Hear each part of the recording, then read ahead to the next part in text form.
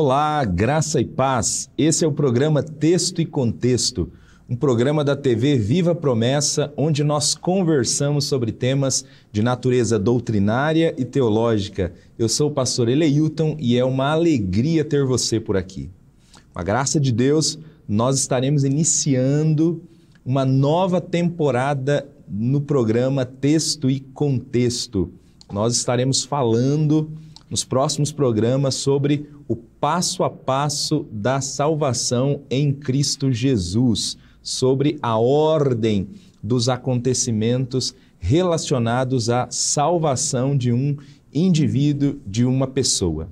Antes de nós começarmos o programa de hoje, onde nós tentaremos trazer, antes de mais nada, uma definição para o que nós entendemos ser salvação, queria convidar você para compartilhar o link do programa Texto e Contexto de hoje, esse primeiro programa da nova temporada. Compartilhe com seus amigos, compartilhe com seus familiares, compartilhe nos grupos de WhatsApp da sua igreja local, chama o pessoal, diz que o programa Texto e Contexto está no ar.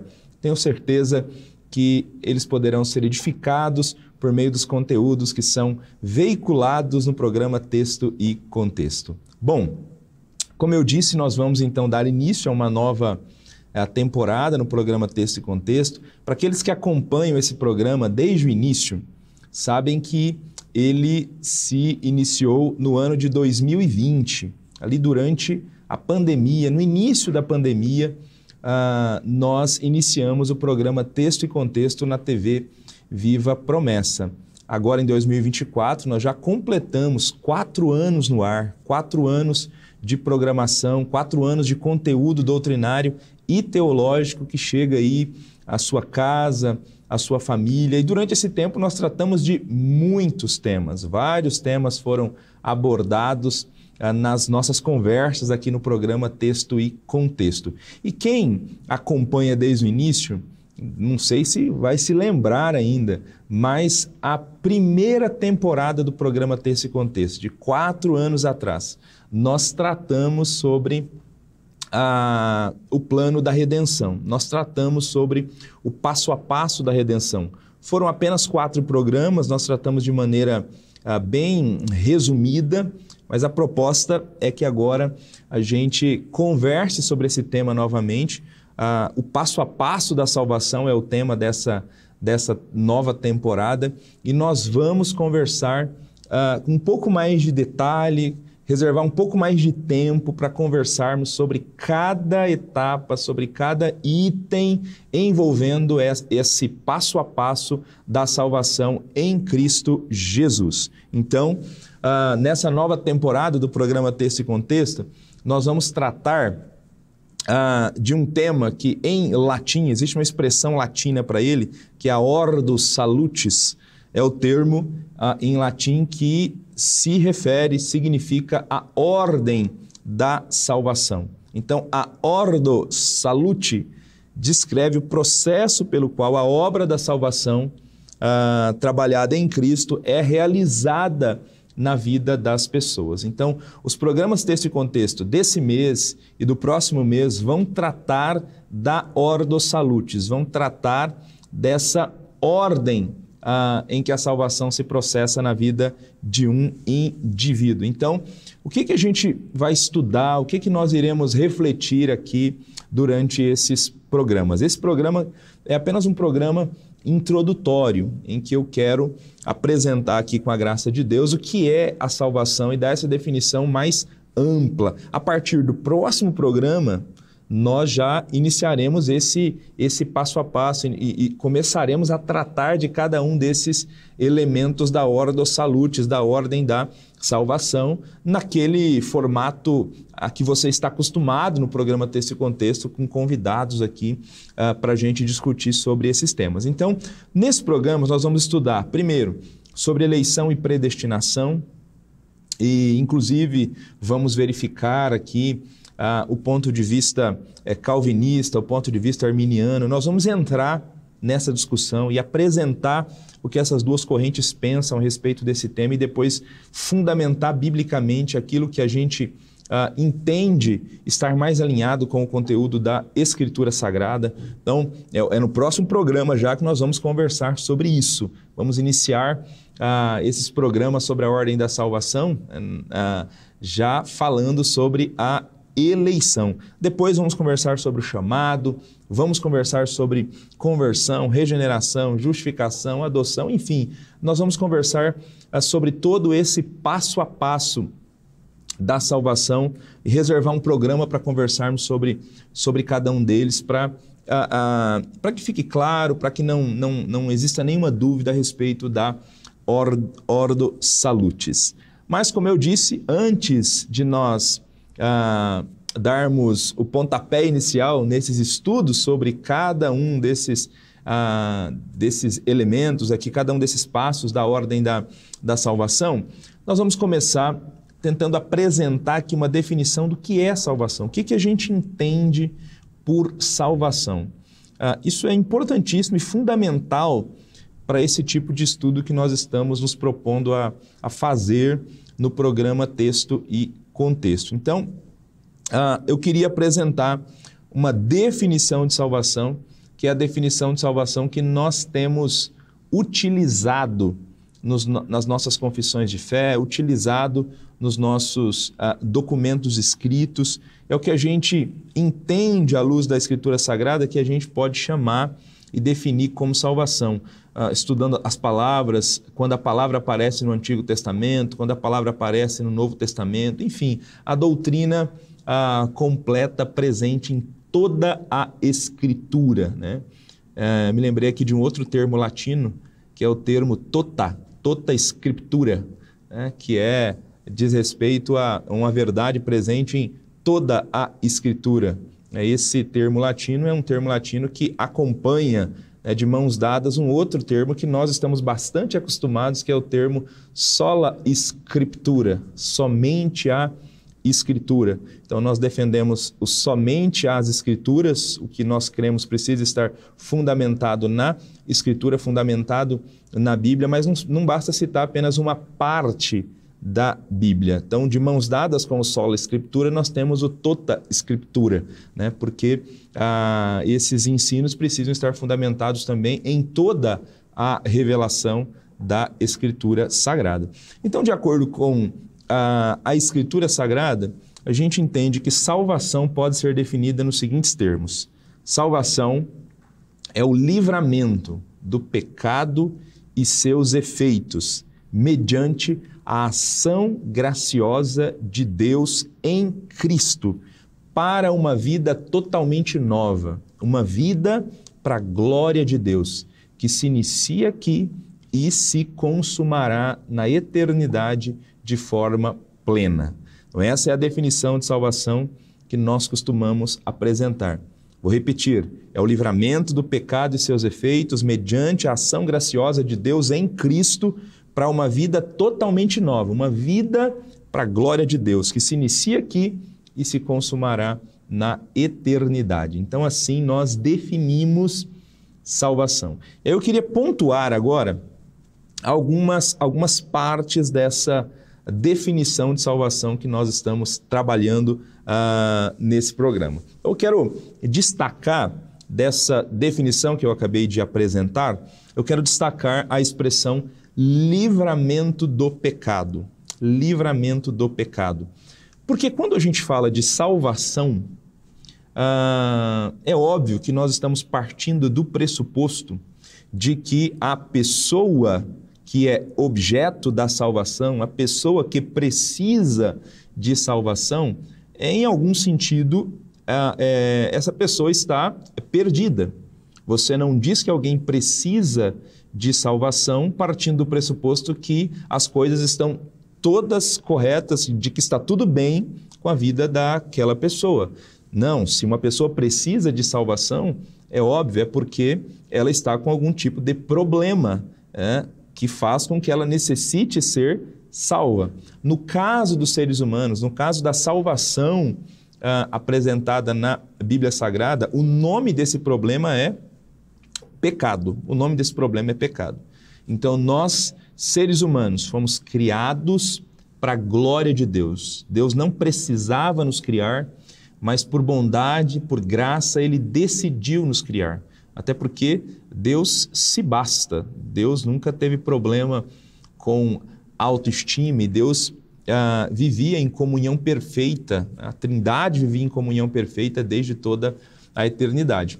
Mas por bondade e graça, Ele decidiu criar os seres humanos para a sua glória. Não criou os seres humanos também por conta de uma disputa com Satanás. Algumas pessoas equivocadamente elas ensinam que Deus criou primeiro os anjos e que a queda dos anjos aconteceu antes da criação dos seres humanos. Então, nós acreditamos também que os anjos foram criados antes dos seres humanos, mas parece que, biblicamente, a queda deles aconteceu depois da criação dos seres humanos. Mas algumas pessoas vão colocar essa criação antes.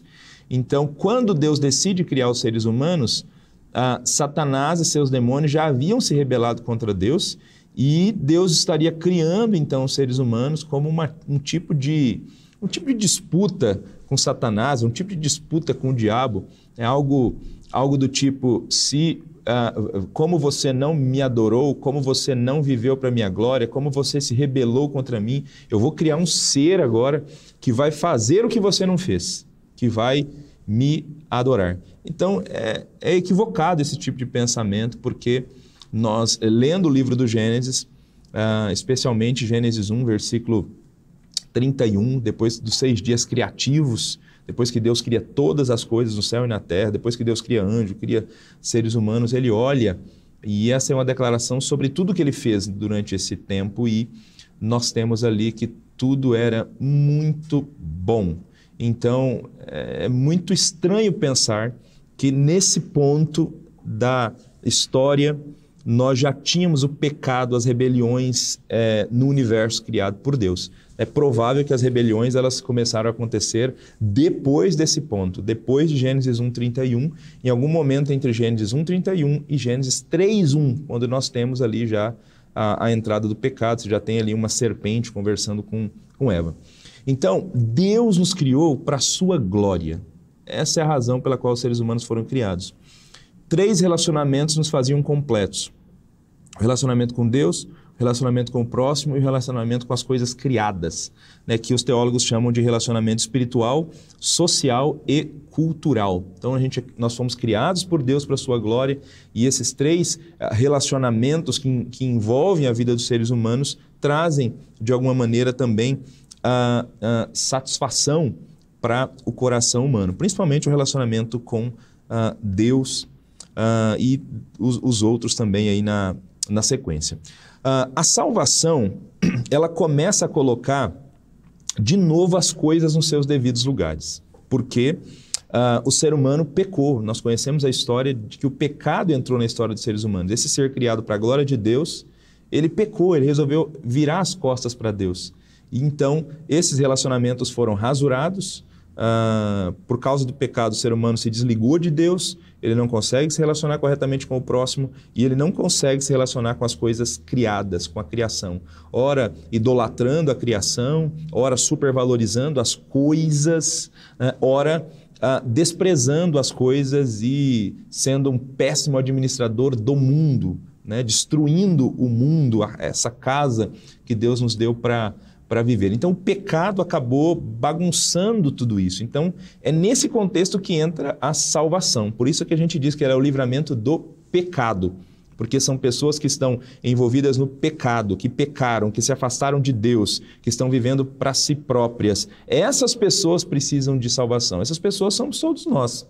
Hoje, nós podemos dizer que estamos salvos, nós podemos dizer que fomos alcançados pela salvação, mas em algum momento nós estávamos imersos no pecado, caminhando para a ira de Deus, condenados por causa do pecado, afastados, longe de Deus. Essa é a situação de todo ser humano que ainda não foi salvo. Ele precisa ser liberto do pecado, ele está preso ao pecado, ele está preso à sua natureza pecaminosa, ele está preso ao príncipe desse mundo, ao império das trevas, ao diabo, mesmo que ele não reconheça isso, mas ele vive para satisfazer a vontade de Satanás, a vontade da sua própria carne, dos seus desejos mundanos. Então a salvação entra nesse contexto para resgatar os seres humanos disso. Nós fomos resgatados disso, né?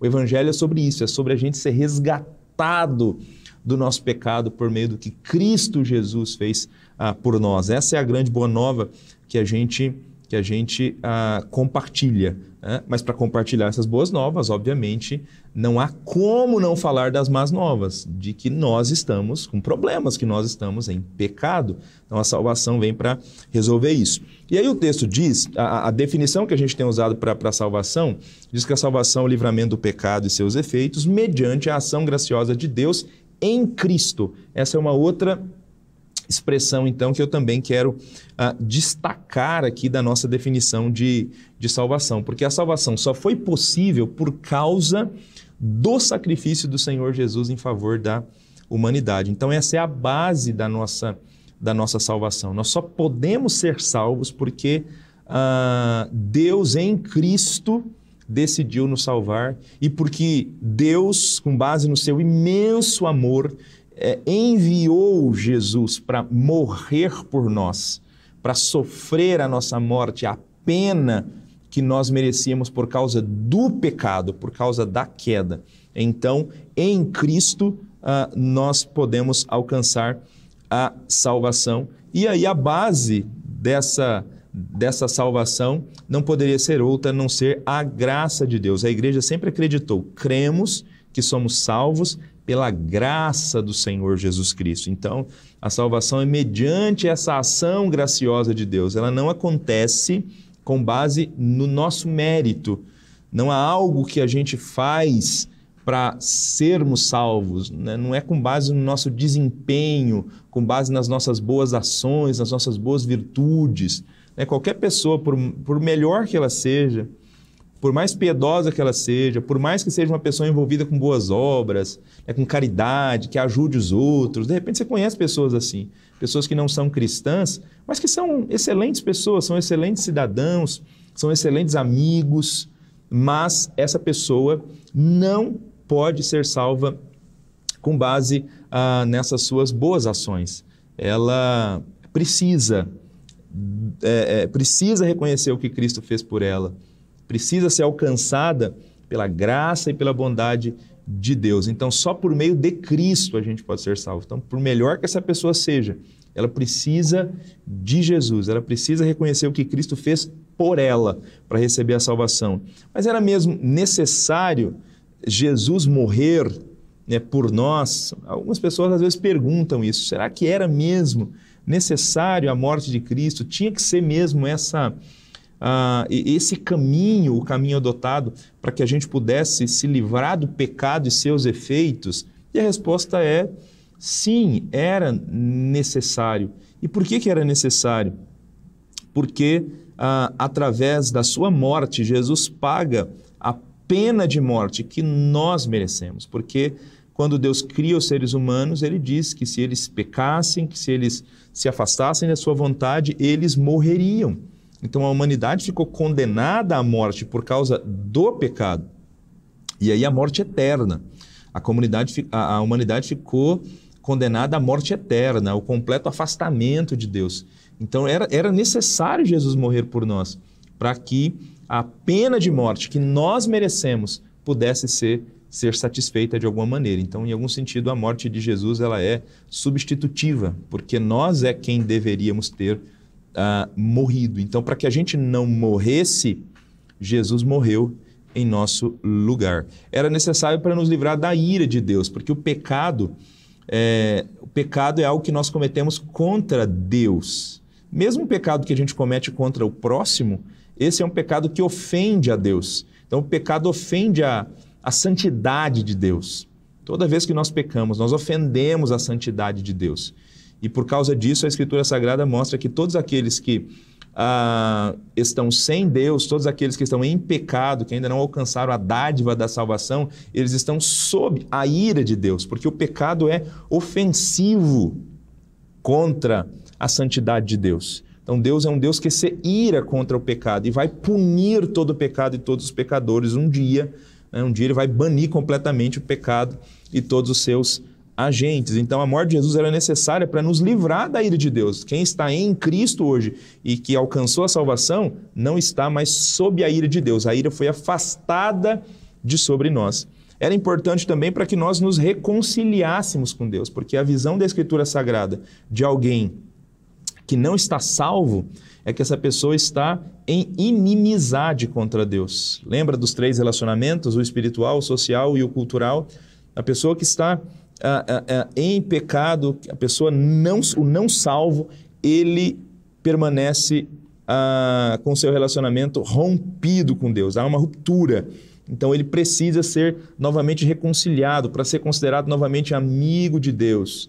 Alguém que está sob os cuidados de Deus, alguém que pode chamar Deus de Pai. Então, para acontecer essa reconciliação, a morte de Jesus era necessária.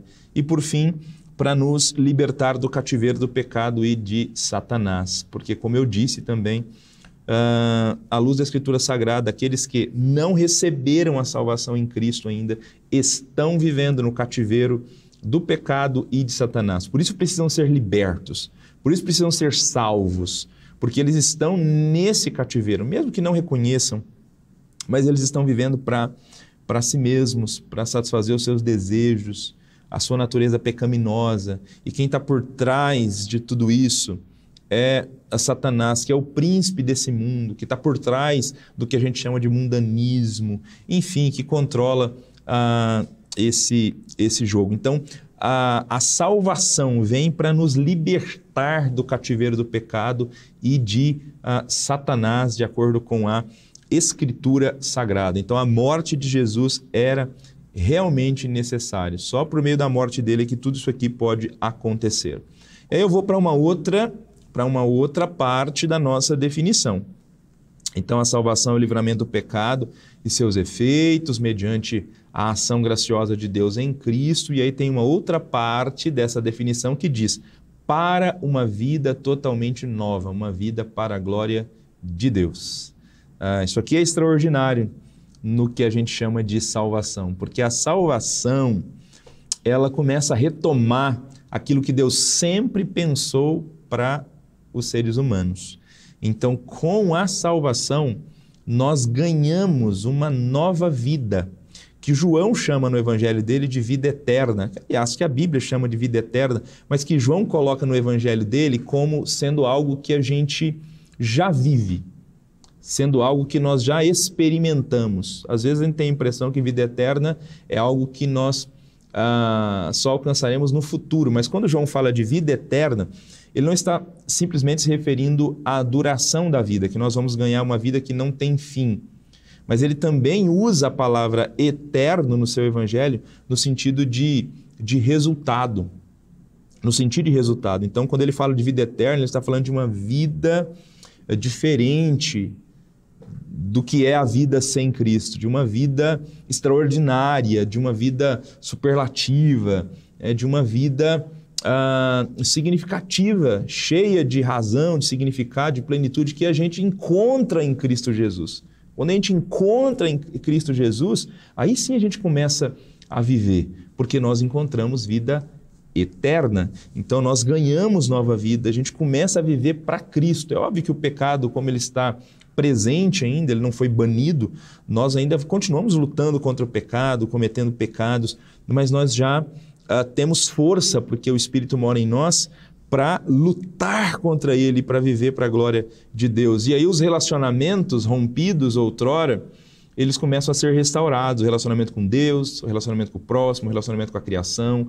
Nós começamos a viver esses relacionamentos novamente da maneira como Deus queria que nós vivêssemos lá no início.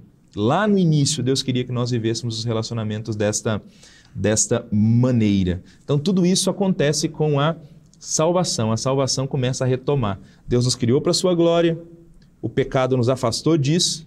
Quando a gente é salvo e liberto aqui do pecado, livre do pecado, a gente vem aqui para esse patamar e a gente pode novamente viver o propósito da nossa existência. A gente foi criado para a glória de Deus e agora a gente consegue viver para a glória de Deus. A salvação nos ajuda a vivermos novamente para a glória de Deus e fazermos aquilo que Deus sempre intentou, planejou para cada um de nós. E aí, um outro trecho da nossa definição é que ela se inicia aqui e se consumará na eternidade. Então aqui eu já sou salvo, aqui eu já começo a viver para a glória de Deus, aqui já acontece a retomada do que Deus sempre pensou para mim. Só que a salvação, conforme apresentada na Escritura Sagrada, ela é um processo. É um processo e pelo menos 3 tempos podem ser observados neste processo.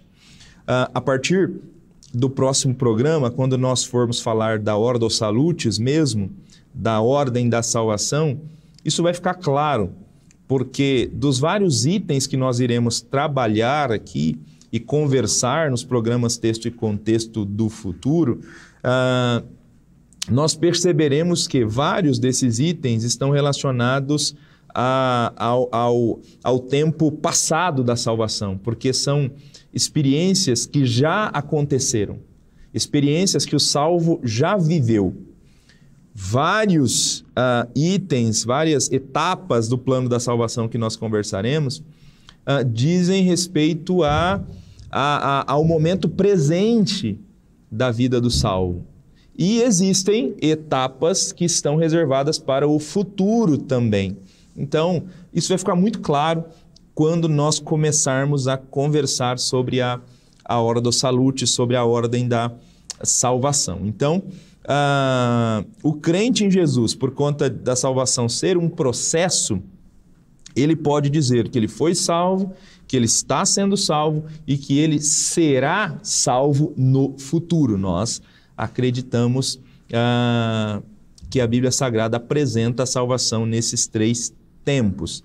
Nós vamos estudar esses 3 tempos e o que acontece em cada um desses tempos, com detalhes, como eu disse, nos próximos programas. Tá? Então, não perca, se você realmente quer entender um pouco mais, nós estamos nos propondo aqui a refletir sobre isso e tentar ajudar de alguma maneira nessa compreensão à luz da Bíblia Sagrada sobre cada etapa da salvação, como se processa, como acontece, né? Isso é muito importante. Muita gente tem dúvida nesse meio de caminho aqui, tem jeito de deixar de ser, né, e voltar novamente. Então, como que é isso? Nós vamos conversar nesses próximos programas, tá bom? Então, diante disso, nós demos essa olhada geral na nossa definição de salvação. A gente observou aqui cada frase daquela definição apresentada lá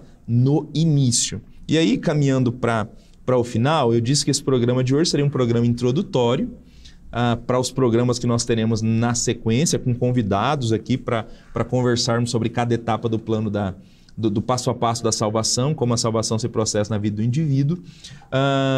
Mas eu queria concluir esse programa em que a gente apresentou a nossa definição geral do que entendemos ser salvação.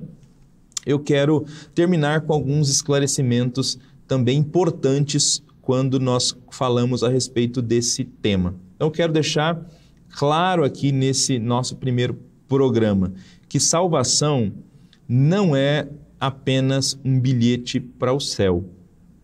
Salvação não é apenas um bilhete para o céu. A impressão que a gente tem, algumas vezes, quando algumas pessoas falam sobre salvação, é que salvação simplesmente é um bilhete para a gente entrar no céu. É que, às vezes, a impressão que se passa é que ela não tem nada a ver com essa vida, que ela não tem nada a ver com o que nós estamos vivendo hoje, que é simplesmente algo relacionado ao futuro, relacionado a ir para o céu. Então, isso é salvação. Então, é óbvio que a salvação envolve ir para o céu, envolve estar no novo céu e na nova terra. O que nós estamos querendo dizer é que ela é muito mais do que isso. Então é importante entender isso, porque a salvação, ela tem implicações presentes, porque quando eu entendo que elas são um bilhete para o céu, eu posso viver meio alienado no tempo presente, meio alienado, né, da sociedade, do contexto onde eu vivo, porque eu estou pensando somente no céu. Então a salvação não é apenas um bilhete para o céu.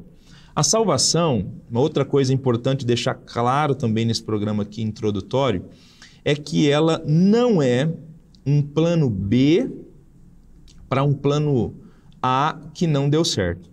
Então Deus tinha um plano A ao criar os seres humanos e o ser humano acabou pisando na bola e aí Deus teve que refazer tudo ali às pressas, foi meio que pego de surpresa e teve que montar um plano B para que a gente pudesse ser salvo e as coisas voltassem a ser como eram antes. Então, isso é errado, isso está equivocado. A salvação não é um plano B. Tudo isso que a gente falou aqui, tudo isso já estava devidamente planejado pela Trindade desde a eternidade. Desde a eternidade. Porque quando Deus decidiu criar seres livres, quando Deus decidiu criar seres livres, com essa decisão de criar, Ele também decidiu redimir, Ele também decidiu salvar. Antes mesmo que esses seres se perdessem, antes mesmo que efetivamente na história acontecesse o pecado, lá atrás, lá na eternidade, Ele já decidiu salvar. Nós temos textos na Escritura Sagrada que falam dessas decisões eternas de Deus. O próprio texto do livro do Apocalipse, que fala do Cordeiro que foi morto antes da fundação do mundo.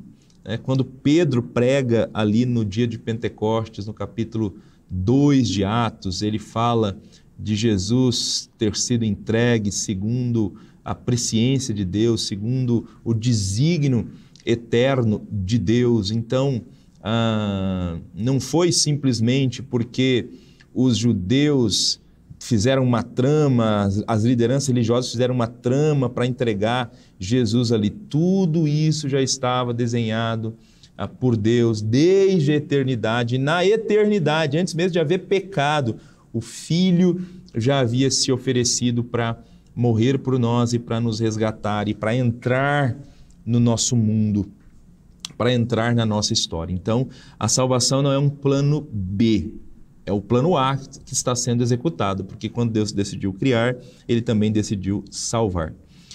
Uma outra questão importante também para ser colocada é que a salvação não é um tipo de resgate pago a Satanás. Não é um tipo de resgate pago a Satanás.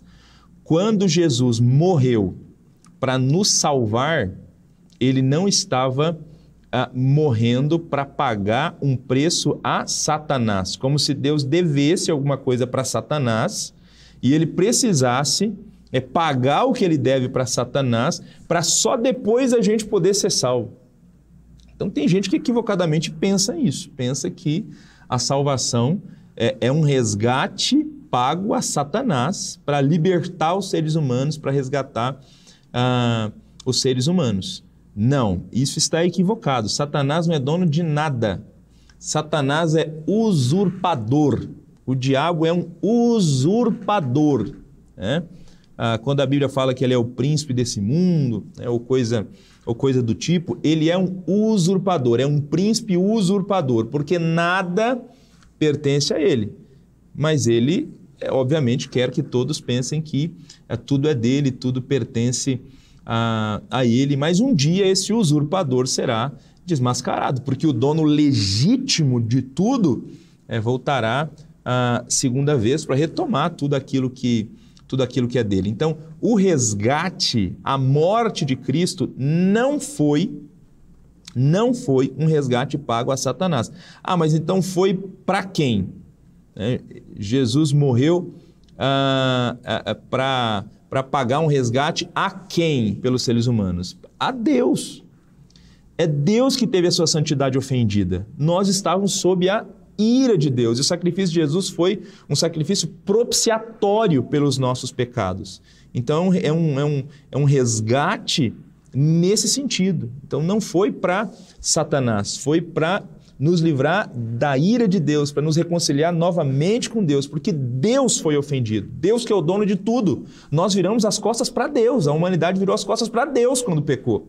Então, esse é o entendimento que a Escritura Sagrada apresenta para a gente em relação à salvação. Tá? Então é importante entendermos isso também para não cometermos esse tipo de equívoco achando que Jesus pagou um tipo de resgate para Satanás. Então, porque os seres humanos se afastaram de Deus, né? Se afastaram de Deus, aí o usurpador entra aqui para fazê-los acreditar que ele é o dono de tudo, e essas pessoas estão vivendo agora aqui para satisfazer as suas vontades e sendo dirigidas, governadas aqui por Satanás. E é óbvio, a salvação, ela nos resgata disso e nos traz de volta para Deus.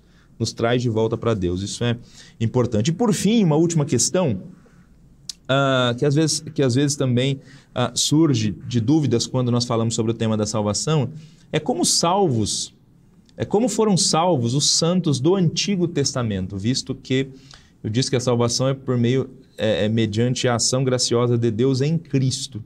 E os salvos do Antigo Testamento? Eu quero ler um texto em Lucas, capítulo 1, versículo 68, quando Zacarias, cheio do Espírito Santo, canta, profetizando.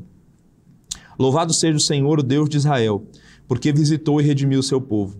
Ele promoveu poderosa salvação para nós na linhagem de seu servo Davi, como falara pelos seus santos profetas na antiguidade, salvando-nos dos nossos inimigos e da mão de todos os que nos odeiam, para mostrar sua misericórdia aos nossos antepassados e lembrar da sua santa aliança, o juramento que fez ao nosso pai Abraão, resgatar-nos da mão dos nossos inimigos para os servirmos sem medo, em santidade e justiça, diante dele, todos os dias da nossa vida. Então, Zacarias está se lembrando das promessas feitas no Antigo Testamento para Abraão e para Davi. E Zacarias está cantando isso porque ele sabe que essas promessas estão se cumprindo, porque o filho dele que nasceu é o precursor do Messias que está vindo. Então ele tem certeza disso e por isso ele está cantando isso aqui. Esse cântico de Zacarias deixa claro para a gente que todas as pessoas do Antigo Testamento, essas promessas de salvação que foram feitas no Antigo Testamento, elas se cumprem em Jesus. Então, como que as pessoas do Antigo Testamento que viveram antes da cruz, como que essas pessoas são salvas? Da mesma maneira que as pessoas que vivem depois da cruz, com base no que Cristo fez.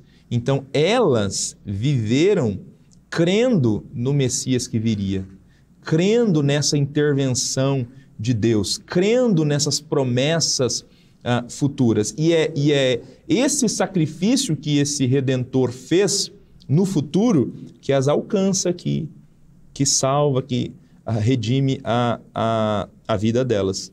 Esse mesmo sacrifício que alcança a nós, os que vivem depois da cruz, os que vivem depois de que esse sacrifício já foi realizado. Mas é Cristo, elas foram salvas por meio da cruz, elas foram salvas por meio de Jesus. Os sacrifícios do Antigo Testamento didaticamente já iam mostrando para essas pessoas a necessidade que elas tinham de um Redentor ou de um Salvador.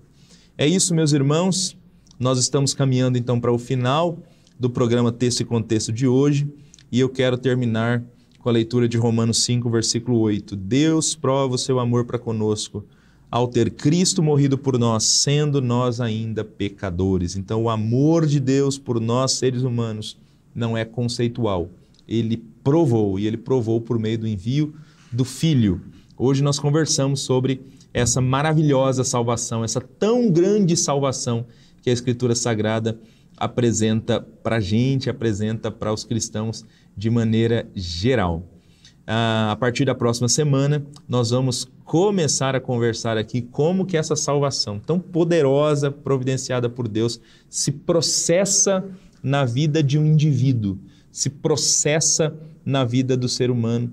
E nós vamos falar então sobre cada etapa com detalhes do plano da salvação. Para a gente caminhar para o final desse programa, eu queria convidar você a orar comigo e agradecer a Deus por tão rica generosidade para conosco, pecadores que só mereciam a morte, que só mereciam a sua ira. Vamos orar? Senhor, nós te louvamos e nós te agradecemos porque o Senhor decidiu nos salvar. Nós estávamos perdidos por causa do pecado, perdidos por causa das decisões equivocadas dos nossos primeiros pais, que por conta dela toda a humanidade nasceu condenada, mas o Senhor decidiu nos livrar do pecado e dos seus efeitos mediante a sua ação graciosa, enviando Jesus. Então nós te louvamos pelo que Cristo fez por nós, porque sem o seu sacrifício nós não poderíamos experimentar a salvação. E esse sacrifício veio e chegou até nós por graça, não por conta dos nossos méritos. Por graça esse sacrifício nos alcança. E nós te louvamos, meu Deus, por já podermos então hoje experimentarmos da bênção da salvação e da vida eterna, e já podermos viver contigo, viver ao teu lado, fazendo a tua vontade, vivendo para a tua glória, meu Deus. Te louvamos e pedimos que o Senhor nos ajude a entender cada vez mais esse processo, meu Deus. A partir da próxima semana, nós vamos nos nossos programas conversar sobre isso, e desde já nós pedimos a tua iluminação e a tua graça para a nossa vida, para todos aqueles que acompanham o programa Texto e Contexto, meu Deus, que essa série, essa temporada sirva para encher o coração dos teus filhos, meu Deus, de alegria, de gratidão por tudo que o Senhor tem feito. É o que nós te pedimos em nome de Cristo. Amém. Amém. Deus abençoe a sua vida, Deus abençoe a sua família. Nós estamos chegando ao final do programa Texto e Contexto de hoje, e na próxima semana nós vamos continuar essa nossa série sobre o passo a passo da salvação, começando efetivamente a estudar esse passo a passo. O programa da semana que vem será sobre eleição e predestinação. Vamos começar com esse tema, né, na ordem dos salutes, na ordem da salvação. Espero você lá. Continue firme na TV Viva Promessa durante essa semana, até a próxima segunda. Tem muito conteúdo bom sendo veiculado para abençoar a sua vida e a sua família. Um grande abraço.